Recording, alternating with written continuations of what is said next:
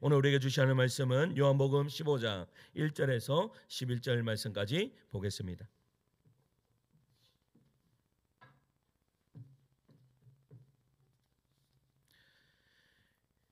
요한복음 15장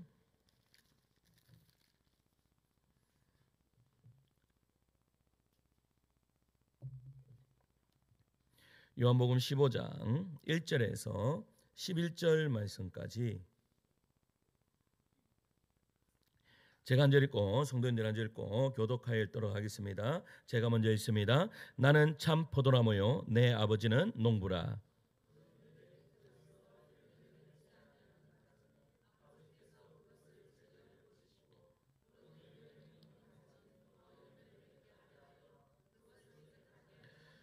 너희는 내가 일러준 말로 이미 깨끗하여 졌으니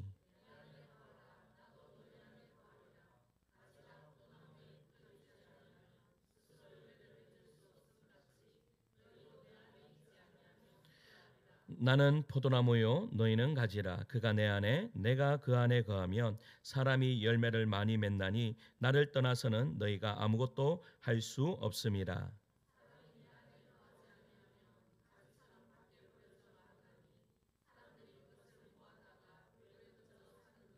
너희가 내 안에 거하고 내 말이 너희 안에 거하면 무엇이든지 원하는 대로 구하라. 그리하면 이루리라.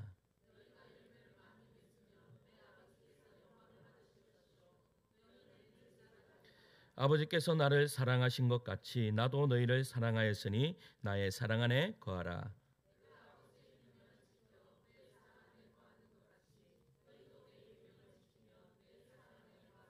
함께 있습니다. 내가 이것을 너희에게 이름은 내 기쁨이 너희 안에 있어 너희 기쁨을 충만하게 하려 함이라. 아멘. 할렐루야. 예수면 사랑분만 아멘 하시겠습니다. 우리 좌우에 옆에 앞뒤로 인사하시겠습니다. 보고 싶었습니다. 이렇게 인사하겠습니다. 보고 싶었습니다.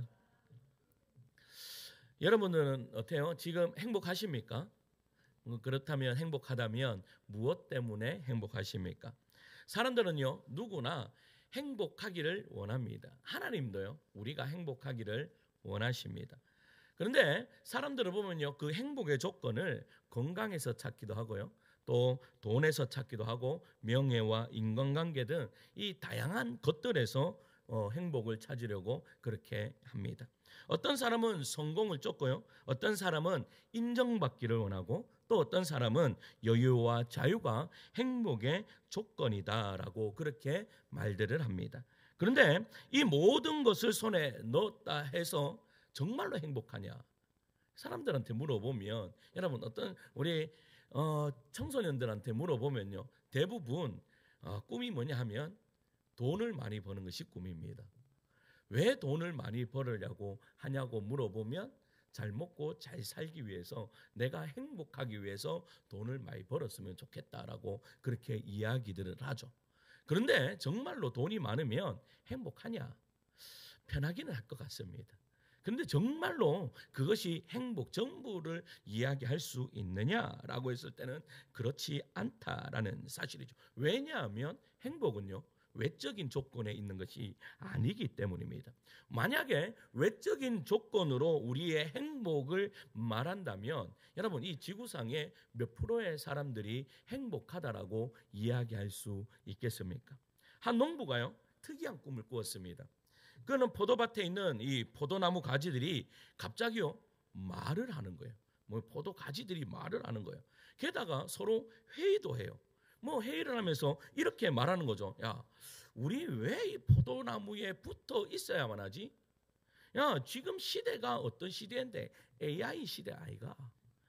그래서 이 가지들이요, 이 AI의 기술을 장착하고 그리고 뭐 태양광 이 배터리를 연결하고 자동 영양 공급 로봇과 함께 합체하기 시작했습니다. 여러분 자신들이 이제는 포도나무 없이도 우리는 충분히 효율적이고 더 빠르게 그리고 더 현대적으로 열매를 맺을 수 있다라고 생각하고 그렇게 합체하기 시작했다라는 겁니다. 그로부터 이제 농부가요 이 3개월 뒤에 이제 이 포도나무에게 가봤습니다. AI 이 가지가 있는 포도나무에 딱 가봤어요. 어떻게 되었을까요? 이 나무가요 이 가지가 빼짝 마르고 열매는 하나도 없었다라는 겁니다. 그런데 여러분, 어떠한 가지가 열매를 맺었을까요?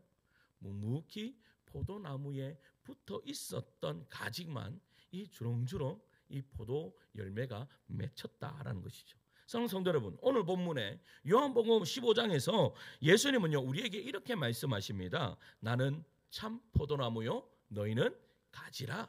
여기서 포도나무는 누구를 가리키는 것이죠?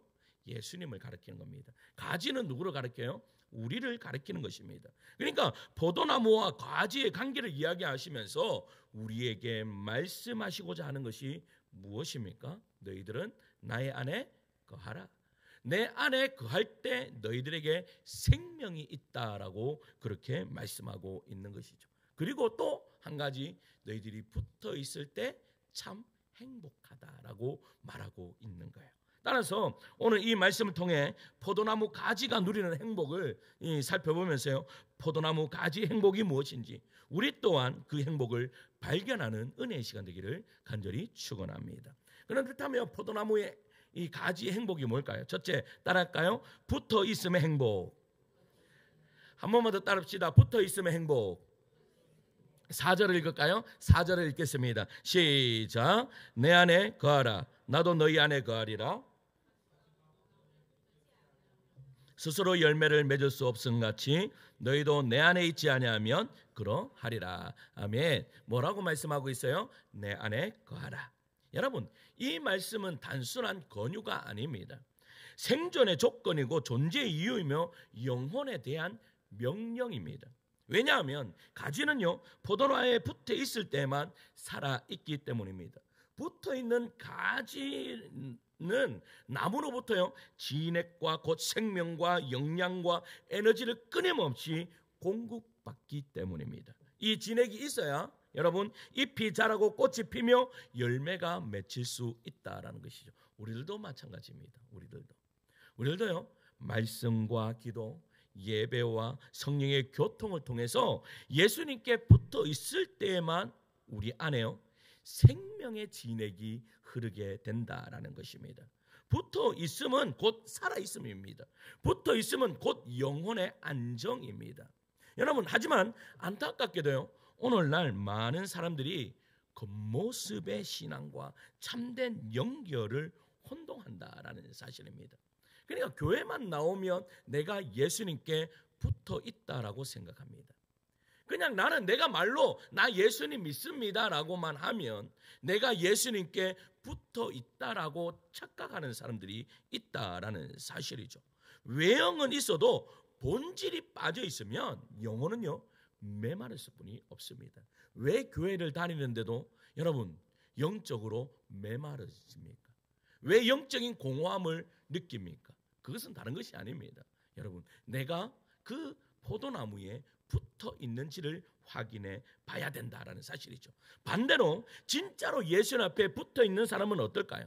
날마다 말씀 앞에요 자신을 세우고 기도 중에 하나님의 음성을 듣고 예배 안에 성령의 임재를 느낀다라는 겁니다.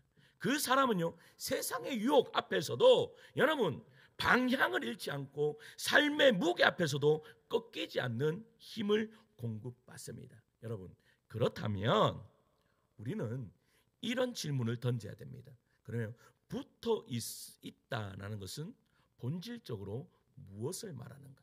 여러분, 붙어 있음이 본질적으로 무엇을 이야기하는 거예요? 첫째는요 관계의 일치입니다. 관계의 일치. 여러분, 붙어 있다라는 것은요 가지가 단순히 나무 옆에 있는 것을 말하는 것이 아닙니다. 그냥 포도나무의 일부가 뭐예요? 가지라는 것이죠. 여러분, 우리는 때로는 이렇게 생각하면 여러분 예수님 따로 나 따로, 여러분 그것은 신앙이 아닙니다. 여러분 우리는 그리스도 안에 있는 사람들이지 그리스도의 일부가 아닙니다. 그냥 붙어 있는 존재 자체다라는 것을 절대 잊으면 안 됩니다. 예수님과의 관계도 마찬가지입니다. 예수 안에 거한다는 것은 그분의 생각이 내 생각이 되고 그분의 가치가 내 삶의 기준이 된다라는 겁니다. 그리스도를요 그냥 구원자로 믿는 데서 멈추지 않습니다. 그리스도인들이 대부분 예수님을 믿는데 그냥 구원자에서 멈춰버립니다. 여러분, 구원자에서 멈추시면 안 됩니다. 구원이라 하는 것은 선물입니다. 그러기 위해서 한 걸음 더 나가야 되는 거죠. 그게 뭡니까? 삶의 주인으로 모시면서 살아가는 것입니다. 둘째는요, 의지적인 연결입니다. 의지적인 연결. 붙어 있으면요, 저절로 유지되지 않습니다. 여러분, 가지가 열매를 맺으려면 가지도 노력을 해야 될까요? 안 해야 될까요? 네? 좋은 가지가 좋은 열매를 맺습니다. 가지가 나쁘면요, 좋은 열매를 절대 맺지 못합니다. 그렇다면 가지도 여러분, 그 포도나무 그 나무가 원줄기가 있다면 그 가지도 여러분 그 영양분을 열심히 빨아들이려고 무단히 노력해야 된다라는 사실이죠. 여러분, 날마다 주님께 나아가기로 여러분 우리도 결단하며 날마다 힘써야 됩니다. 눈을 뜨면 말씀으로 하루를 열고 기도로 마음을 정비하며 선택의 순간 주님의 뜻을 구하는 삶, 그것이 바로 의지적 연결이라는 사실입니다. 여러분, 신앙은요 자동운전이 아닙니다. 요즘에 이제 자동운전이 나오는데 여러분, 신앙은 자동적으로 내가 그냥 교회만 앉아 있다고 해서 성장하는 게 아니에요. 내가 뭐 해야 되는 거예요? 내 매일 주님을 향한 방향 설정을요 계속 하셔야 됩니다. 여러분, 교회 나오는 것이 쉽습니까? 쉽지 않습니다. 그러나 내가 의지를 가지고 나오셔야 된다라는 사실입니다. 말씀 읽기가 쉽습니까? 아닙니다. 그러나 의지를 가지고 말씀을 읽어야 됩니다. 내가 잘하려고 무단히 노력해야 된다라는 사실이죠. 그것이 의지적인 연결입니다. 세 번째는 존재의 통합입니다. 붙어 있다는 것은 더 이상 삶과 신앙이 분리되는 것을 이야기하는 것이 아닙니다. 뭐 예배할 때 경건하지만 세상에서는 기준이 없는 삶, 여러분 그거에서 우리는요 어떻게 해요? 떠나야 됩니다. 그 삶에서 우리는 교회 나왔을 때는 신앙생활 하는 것 같습니다. 그러면 세상에서는요, 세상에서 신앙생활 해야 됩니다. 내가 학교에서 신앙생활 해야 되고 내가 가정에서 신앙생활을 해야 됩니다. 그게 일치되지 아니하면 여러분 우리가 주님 앞에 붙어 있다라고 말할 수가 없는 거예요. 모든 삶의 영역에 예수 그리스도의 생명과 가치가 흐르도록 해야 됩니다. 이 통합은요, 나는 누구인가 라는 질문에서 시작됩니다. 여러분들은 누구이십니까? 여러분, 이런 질문을 계속 하셔야 됩니다. 나는 누구인가? 나는 누구인가? 나는 그리스도 안에 있는 자인가? 여러분, 명확한 정체성으로 대답해야 된다라는 것입니다. 신앙이 삶 전체를 지배하는 전인격적 통합이 붙어 있음의 결과라는 것이죠. 여러분, 그리스도를 아는 것에서 끝난다면요, 그것은 붙어 있음이 아닙니다. 여러분, 알 수 있습니다. 그런데 아는 것에서 그치면 그것은 절대 붙어 있음이 아닙니다. 뭐예요? 내 삶에 드러나야 됩니다.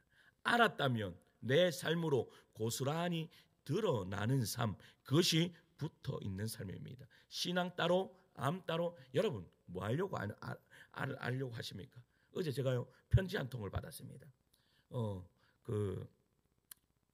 여호와의 증인에게. 어제 그 우체통을 딱 열어봤더니 야, 비가 너무 와가지고요 모든 영수증들이 다 붙어 있는 건데 여호와의 증인은 참 머리가 좋습니다. 왜냐하면 비닐봉지에 딱 싸가지고 와서 이 안에 들어가 있었습니다. 그것을 딱 열어보니까 뭐라고 이야기하는가 하면 여러분, 죽어서 천국 가는 게 다가 아닙니다. 지구가 왜 이렇게 악해지는 줄 아십니까? 그런 것을 알고 싶다면 여기로 연락을 하십시오. 이렇게 이야기합니다.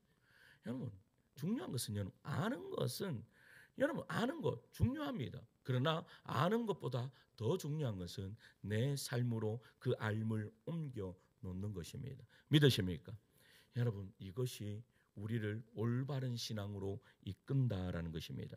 여러분, 외줄타기를 하는 한 서커스 단원이 있었습니다. 우리 이 예화는 너무나 많이 들었어요. 아는 그런 예화일 것입니다. 근데 이 단원이요, 이 나이가라 폭포에서 줄타기를 했습니다. 많은 사람들이 보는 앞에서 여기로 왔다 저기 갔다 열심히 했습니다. 그런데 이 서커스 단원이 뭐라고 이야기하는가 하면 여기에 내 어깨에 올라탈 분이 있으시냐고, 내 어깨에 올라타서 나와 함께 이 외줄을 탈 분 계시겠냐고 한번 손 들어보라고 라고 했더니 한 명도 나서는 사람이 없는 거예요. 그때 한 소년이 손을 쩍 들더니 저요라고 그렇게 이야기하는 것이죠. 그랬더니 이 아이가 그 어깨에 딱 타고는 어떻게 해요? 굉장히 행복하게 그 나이가라 폭포를 왔다 갔다 하는 거예요. 그래서 그 모든 것을 마치고 난 다음에 이 아이가 군중 속으로 왔습니다. 그러니까 사람들이 묻는 거죠. 야, 너 무섭지 않아? 라고 그렇게 물었더니 뭐라고 이야기할까요? 저 사람이 우리 아버지입니다 라고 그렇게 이야기하는 거예요. 여러분, 저 사람이 우리 아버지입니다. 여러분, 아버지를 믿어야, 그 존재 자체를 믿어야 됩니까? 믿지 않아야 됩니까? 여러분, 아버지라는 존재를 믿는다라는 것은 그분이 하는 모든 것들을 다 신뢰하고 믿는다라는 그런 의미입니다. 여러분, 아버지는 아버지 따로 우리 아버지 맞아. 그런데 아버지가 하는 이야기, 우리 아버지는 이야기만 했다 하면 거짓말이야. 이러면 여러분 되겠어요? 안 되겠어요? 제가요 그 거짓말쟁이 안 되려고 무단히 노력합니다. 우리 아이들 맨날 뭐 지가 해달라는 거 안 해주면 아빠 맨날 거짓말한다고. 야, 목사가 거짓말하면 되겠니? 그러니까 목사가 거짓말하지 말라고 이렇게 이야기를 해요. 여러분, 그런데 거짓말은 하기 시작하면 계속의 신뢰가 떨어지는 것이죠. 그런데 중요한 것은 아버지 따로 가장 위험할 때는 그 아이들이 아버지를 신뢰할까 안 할까요? 온전히 아버지가 아버지 붙어 있다라는 것은 바로 그것입니다.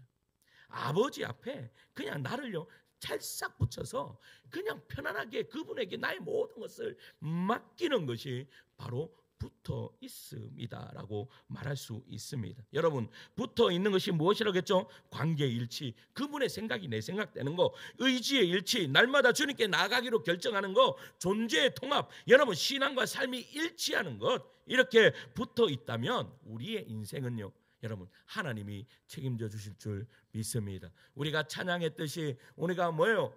모든 일에 감사할 수 있는 우리들의 삶이 될 수 믿습니다. 왜냐하면 하나님께서 우리에게 가장 좋은 것 주실 줄 믿기 때문입니다. 여러분, 둘째는요 어떤 행복인가 하면 한번 따라할까요? 깨끗게 하심의 행복. 하나님께서 우리를 깨끗게 하시는 행복이 있다는 거예요. 2절 말씀이에요. 2절 말씀 있습니다. 시작. 무릇 내게 붙어 있어 열매를 맺지 아니하는 가지는 아버지께서 그것을 제거해 버리시고 무릇 열매를 맺는 가지는 더 열매를 맺게 하려 그것을, 여러분 말씀해 보세요. 열매를 맺지 않는 가지는 어떻게 한대요? 열매를 맺지 않는 가지는 제거해 버리고, 그러면 열매를 맺는 가지는 어떻게 합니까? 그냥 둡니까? 어떻게 합니까? 에? 열매를 맺은 가지는 그냥 둬요? 아닙니다. 그냥 두지 않습니다. 오히려 뭐라고 말한 거 하면 더 많은 열매를 맺게 하기 위해서 뭐 하신대요? 깨끗게 하신다. 여러분, 여기서 깨끗게 하신다라는 말이 헬라어로 카타이로라는 말인데, 이 카타이로라는 이 말의 의미가 또 어떤 의미가 있는가 하면 가지를 친다라는 의미가 있는 거예요. 그러니까 뭐예요? 지금 열매를 더 많이 맺게 하기 위해서 뭐를 한다고요? 가지를 쳐야 된다라고. 그것이 깨끗게 한다라는 그런 의미입니다. 이것은요 참으로 놀라운 진리입니다. 많은 사람들이 오해합니다. 내가 열매 맺고 있는데 왜 자꾸 이러한 고난이 오지? 나 열심히 신앙생활 하는데 저한테 항상 질문하는 것, 이런 질문이 있습니다. 여러분, 나 목사님 예전보다 기도 더 많이 해요.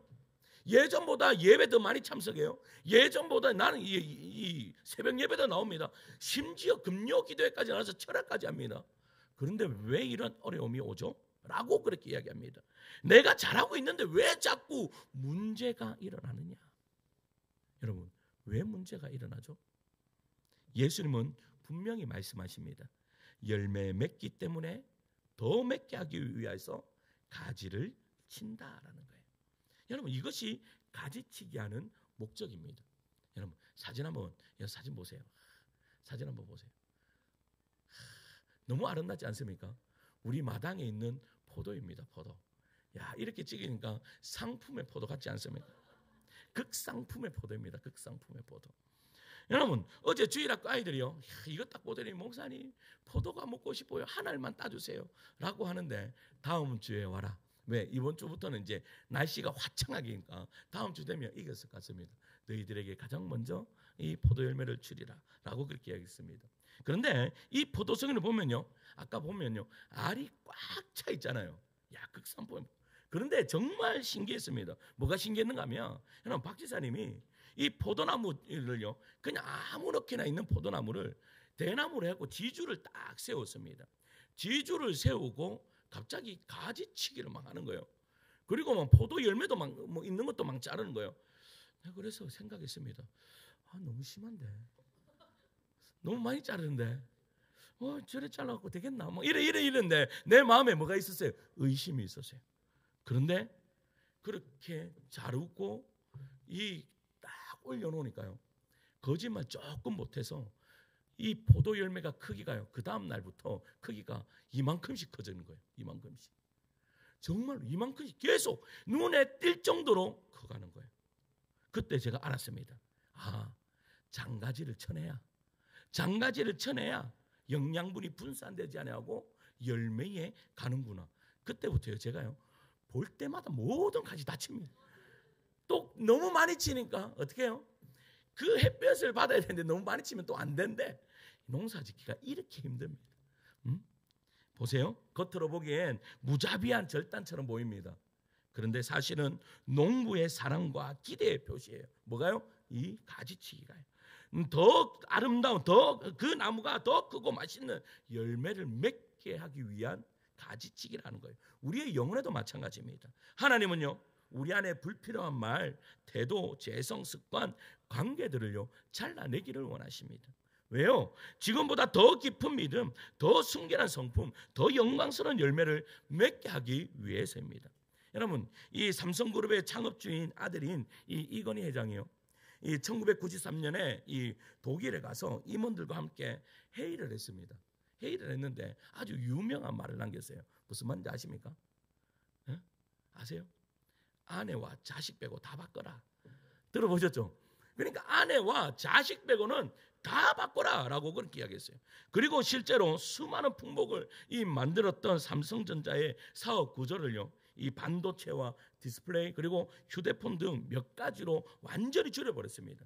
그냥 당시 임원들이 어떻게 했을까요? 반발이 심했습니다. 그런데 그러한 과감히 기존의 제품 라인들을 다 어떻게 해요? 정리하고 비효율적인 계열사들을 다 매각했습니다. 그 결과 어떻게 되었습니까? 세계적인 그러한 기업이 되었다라는 것입니다. 그가 했던 것은요, 단순히 정리가 아닙니다. 여러분, 정리해 보십시오. 정리하면 그 다음에 그 정리한 거 다시 나옵니까? 안 나옵니까? 다시 나옵니다. 여러분, 정리하면 깨끗해질 수가 없습니다. 정리 막 해보세요. 아무리 정리해도 절대 깨끗해지지 않습니다. 깨끗해지려면요, 잘라내야 됩니다. 여러분, 잘라내야 됩니다. 우리의 영혼도 마찬가지입니다. 믿음도 마찬가지입니다. 하나님은 때로는요, 우리가 집착하고 있는 것, 익숙한 것, 내 마음대로 붙잡고 있는 것들을 어떻게 해요?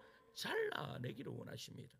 그 순간 아프고 납득되지 않지만 결과적으로는요, 어떤 일들이 벌어져요? 더 좋은 열매를 맺는다라는 거죠. 그런데 가지치기를 하면요, 나무가 아플까요? 안 아플까요? 제가요, 뒤에 뜰이 있으면서 많은 것을 깨닫습니다. 나무가요, 가지치기를 하면 나무가 아픕니다. 그래서 제가 아는 어떤 권사님은요, 가지치기 하면서 뭐 하신 줄 아세요? 얘야 아프지? 얼마나 아프노? 이렇게 하면 자릅니다. 그런데 제가 보니까요, 아파요.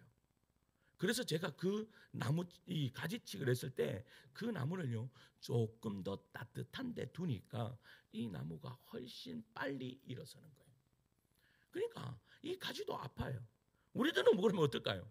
여러분, 믿음을 키우기 위해 여러분, 훈련은 때로는요, 질병과 인간관계의 갈등과 물질의 손해와 계획의 좌절로 찾아옵니다. 우리는 이때 묻습니다. 하나님, 왜 나만 이런 고통을 겪게 하십니까? 이건 정말 불필요한 아픔 아닙니까? 라고 우리가 하나님 앞에 그렇게 이야기할 수 있습니다. 하지만요, 하나님은요, 말없이 가지를 치십니다. 내가 이기적이기에, 내가 교만했기에, 또는 내가 더 성숙해지기를 바라기에 하나님은요, 우리에게 계속해서 말없이 가지치기를 하시는 거예요. 여러분, 가지치기를 안 한다. 이것은요, 농부가 무엇을 포기했는 거예요? 농사를 포기했는 거예요. 가지치기를 안 하면 여러분, 이 열매는 없습니다. 그럼 우리들도 마찬가지예요. 우리의 삶에 지금 하나님이 가지치기를 하고 계시다면 우리는 지금 살아있는 것입니다. 그래서 히브리서 12장 11절은 이렇게 말합니다. 12장 11절 말씀 앞에 보시고 읽을까요? 시작. 무릇 징계가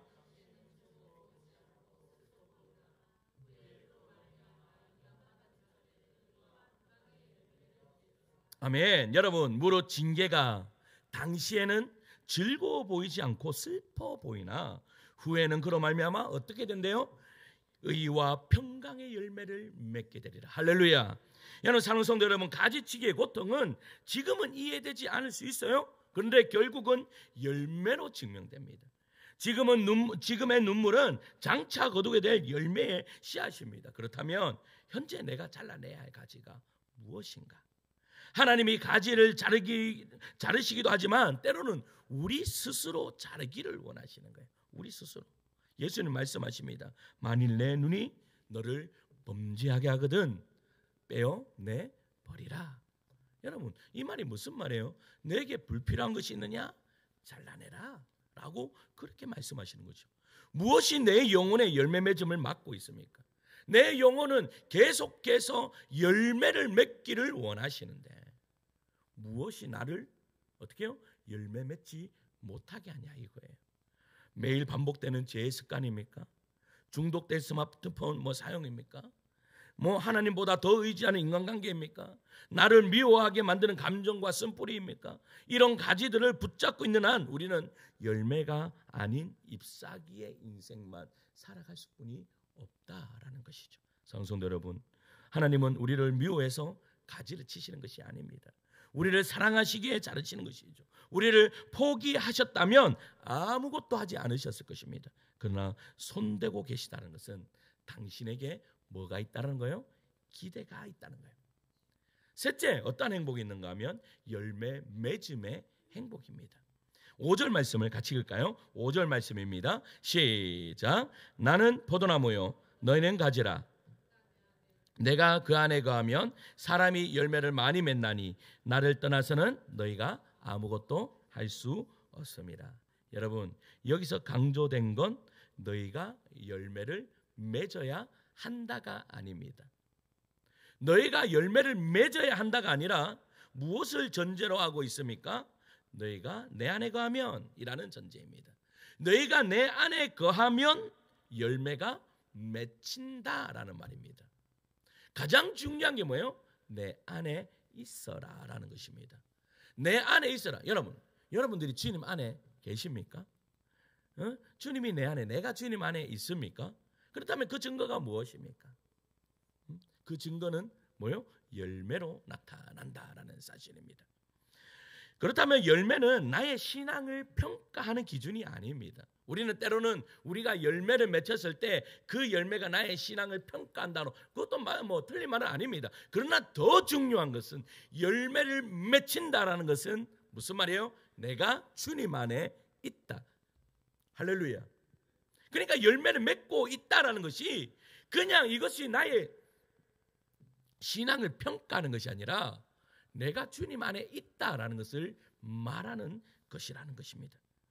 기도가 응답되고 제자의 삶이 지속되고 사랑이 흘러나오고 기쁨이 유지되는 이유는 내가 예수님 안에 머물러 있기 때문이다. 우리가 맺는 열매는 신앙의 성과가 아닙니다. 그것은 예수님과의 관계가 살아있음을 보여주는 생명의 증표이죠. 여러분 우리의 신앙은요 너무나 작은 어떠한 것에 비교하지 마십시오. 우리가 정말로 변화되고 있고 우리가 정말 열매 맺고 있다면 그것은 나에게 생명이 있다라는 겁니다. 그러나 여러분 이것을 반대로 생각하면 너무나 무서운 이야기죠. 무슨 말입니까? 내가 만약에 그런 열매를 맺고 있지 않다면 나에게 뭐가 없다라는 말이에요? 생명이 없다라는 말이에요. 생명이. 그 생명이 없다라는 말이 무슨 말입니까? 너희들이 주여 주여 하는 자마다 뭐예요?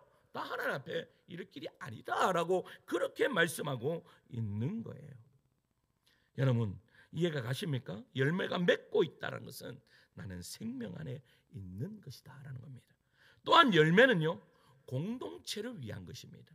예수님께서 이렇게 말씀하시죠. 8절 말씀입니다. 8절을 읽을게요. 시작. 너희가 열매를 많이 맺으면 내 아버지께서 영광을 받으실 것이요 너희는 내 제자가 되리라. 여러분, 열매를 맺으면 누가 영광을 받는데요?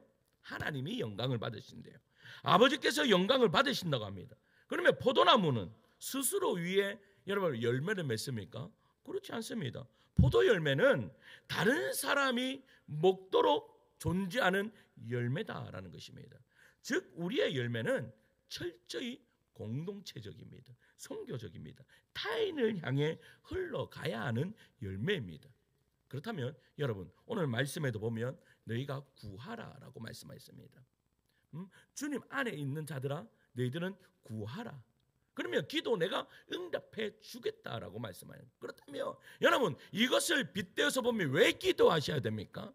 우리는 공동체를 위해서 기도해야 된다라는 것입니다. 내 욕심의 만족이 아니라 누군가를 살리는 중보를 통해 여러분 이루어지는 그 기도, 그것이 바로 올바른 기도이다라고 말하는 것이죠. 왜 사랑의 열매를 맺어야 합니까? 공동체의 갈등을 녹이는 실제적인 힘이 되기 위해서 여러분 사랑의 열매를 맺어야 됩니다. 기쁨의 열매는 왜 맺어야 됩니까? 절망 중에 있는 사람에게 생기를 회복시키기 위해서 여러분 기쁨의 열매를 맺어야 됩니다. 그래서 내가 가는 곳마다 여러분 심각해져 있는 그러한 사람들에게 내가 갖는 곳마다 뭐가 일어나야 될까요? 기쁨이 일어나야 됩니다. 사도행전 16장에 보면요 바울과 실라가 옥에 갇힙니다. 그 옥에 갇혔을 때 매맞고 얼마나 고통 가운데 여러분 그 감옥에 있었겠습니까? 그런데 그 감옥에서요 뭐 합니까? 찬양을 부릅니다. 기도합니다. 중요한 것은 이 사도 바울이 왜 찬양했습니까? 왜 사도 바울과 실라가 기도했습니까? 이유는 다른 것이 아닙니다. 그것으로 통해서 어떤 열매를 맺었습니까? 간수가 주님께로 돌아오는 역사가 일어났습니다. 그 가족이 예수님께 돌아오는 은혜의 역사가 일어났습니다. 한 공동체가 완전히 변화되는 은혜의 역사가 이루어졌다라는 사실이죠. 따라서 여러분 우리의 열매는 공동체를 살려야 됩니다. 우리의 열매는 가정을 살려야 됩니다. 여러분 우리의 열매는 여러분 내가 소속되어 있는 그곳을 살려내야 합니다. 중요한 이야기입니다. 여러분 신앙생활 잘하는데 가정생활 똑바로 못한다. 여러분 잘못된 것입니다. 잘못된 것입니다. 제가 지난번에 어떤 분이지 기억이 안 나는데 우리 교회에서 정심을 먹어야 되는데 남편을 정심을 해줘야 된다고 해서 가버렸습니다. 그 우리 정심 안 먹고 가버렸습니다. 제가요 뭐라고 했을까요? 왜 정심 안 먹고 갔냐고 그렇게 이야기하지 않았습니다. 참 잘 가셨다라고 이야기했습니다. 맞습니다. 무슨 말입니까? 여러분 내가 예수를 잘 믿으면 잘 믿을수록 어떻게 해요? 가정을 아름답게 돌보아야 합니다. 믿으십니까? 그래서 내가 가는 곳마다 기쁨이 일어나야 되는 것이죠. 또한 열매는요 여러분 한 번 맺으면 안 됩니다. 계속 맺으셔야 됩니다. 자 16절 하반절 말씀을 한번 읽을까요? 16절 하반절 말씀 앞에 보시고 읽습니다. 시작. 너희로 가서 여러분 열매 맺으면요 한 번 해서 끝나는 것이 아닙니다. 계속해서 일어나야 됩니다. 오늘의 기쁨이 내일의 감사가 돼야 되고 오늘의 순종이 내일의 사명이 돼야 되고 오늘의 사랑이 내일의 용서로 여러분 이어져야 합니다. 성령의 열매는 한 번 맺고 마는 것이 아니라 더 자라고 더 퍼주고 더 많은 사람에게 영향을 끼쳐야 됩니다. 이 정체된 신앙에는요 생명이 없습니다. 우리의 신앙 보세요. 내가 지금 정체되어 있습니까? 생명이 없습니다. 정체에서 나가야 됩니다. 벗어나야 됩니다. 물을 퍼내야 됩니다. 내가 가지고 있는 그 가지 잘못된 것들을 자꾸 어떻게 해요? 잘라내고 퍼낼 때에 나에게 뭐가 있어요? 생명이 있습니다. 하지만 자라나는 신앙에는요 언제나 변화와 성장과 확장이 있는 거죠. 사랑하는 성도 여러분, 현재 나는 어떤 열매를 맺고 있습니까? 그 열매는 나만을 위한 것이 아닙니다. 공동체를 위한 것입니다. 내 삶의 열매는 지금도 맺고 있습니까? 아니면 정체되어 있습니까? 예수님 안에 거하는 자는 반드시 열매를 맺게 되어 있습니다. 이 열매를 맺으시는 우리 성도들 되시기를 간절히 축원합니다. 결론을 맺겠습니다. 사랑하는 성도 여러분, 오늘 주님은요 우리에게 이렇게 묻습니다. 너는 지금 내 안에 거하고 있느냐? 너는 열매를 맺고 있느냐? 우리는 너무 자주 이 질문을 외면합니다. 붙어 있기는커녕 삶의 바쁨 속에 말씀을 밀려나고 기도는 건조해지고 신앙은 습관이 되고 열매는커녕 방향조차 잃어버린 채 살아가는 인생이 우리가 아닌지 여러분 살피셔야 됩니다. 하지만 주님은요 오늘도 우리를 기다리고 계십니다. 내 안에 거하라 그러면 너희가 열매를 많이 맺을 것이다. 그분은 우리를 포기하지 않으시고요 가지를 돌보며 때론 가지치기를 하시면서 다시 풍성한 열매를 맺게 하시기를 간절히 바라십니다. 여러분 이 예언하고 마치겠습니다. 한 나무꾼이 있었습니다. 그는요 매일 땔감을 준비하기 위해서 산을 올랐습니다. 산을 올랐는데요 이 다 보니까 마른 나무 가지를 정리하곤 했습니다. 그런데 어느 날 이 산 위에서요 작은 묘목 하나를 발견했습니다. 작은 묘목 하나. 이 나무꾼은 이상하게 그 나무 앞에 앉아 이렇게 기도를 했습니다. 뭐라고? 이 작은 묘목을 보면서 이렇게 기도했어요. 하나님, 이 나무가 바람에 꺾이지 않게 해주세요. 가뭄 속에도 뿌리 깊게 자라게 해주세요. 누군가 그늘이 필요할 때 이 나무 아래서 쉴 수 있게 해주세요. 그 열매가 배고픈 이에게 생명이 되게 해주세요. 이렇게 기도했습니다. 여러분, 그는 매일 그 나무를 돌아보았고 시간이 지나서요 그 묘목은 사람들의 쉼터가 되었습니다. 그리고 새들의 보금자리가 되었고 아이들의 놀이터가 되었습니다. 결국 열매를 맺어 사람들을 살리는 나무가 되었습니다. 그 나무꾼이 누구일까요? 예수님입니다. 그러면 그 어린 묘목은 누구일까요? 바로 우리입니다. 하나님은요 이 시간에 우리에게 기대를 가지고 계십니다. 오늘 우리를 어떻게 해요? 정말로 아름다운 나무가 되기를 원하시면서 우리에게 기대를 하고 계신 거예요. 세상이 감당할 수 없는 기쁨의 열매, 가정을 살리고 공동체를 변화시키는 사랑의 열매, 고통 가운데 있는 자들을 위하여 위로하고 살리는 중보의 열매, 여러분들이 맺기를 원하시는 거예요. 여러분들 한 사람 한 사람이 작은 예수 그리스도가 되기를 원하시는 거예요. 여러분 예수 그리스도의 눈물을, 여러분들을 향한 눈물을 느끼시는 여러분들 되기를 간절히 소망합니다. 정말로. 그냥 여기에 왔다가 그냥 돌아가는 것이 아니라 그 예수님의 마음을 정말로 마음에 새기고 돌아가는 은혜의 역사가 이루어지기를 소망합니다. 예수님은 정말로 생명이십니다. 예수님은 정말로 우리를 살리십니다. 나중 가서 후회하지 마십시오. 나중 가서 저 천국 문 앞에서 후회할 일을 하지 마십시오. 하나님은요 그 대신에 지금 이 시간에 여러분들을 향한 기대가 있습니다. 우리 옆에 계시는 분에게 이렇게 이야기합시다. 당신을 향한 기대가 있습니다. 이렇게 이야기 한번 해볼까요? 당신을 향한 기대가 있습니다. 당신을 향한 기대가 있습니다. 혜원아, 혜원이를 향한 하나님의 기대가 있다. 수아야, 수아를 향한 하나님의 기대가 있다.